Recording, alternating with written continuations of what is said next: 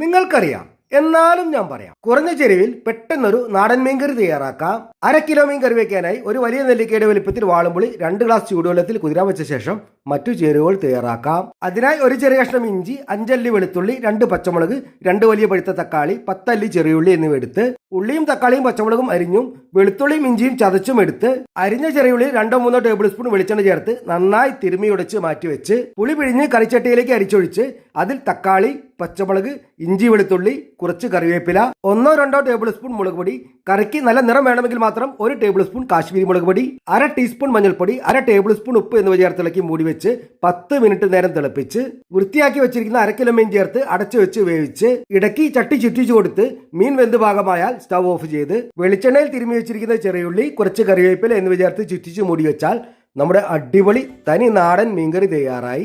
മീൻകറി ഇഷ്ടമായാൽ ഹൃദയം തരണേ, കൂട്ടുകൂടണേ.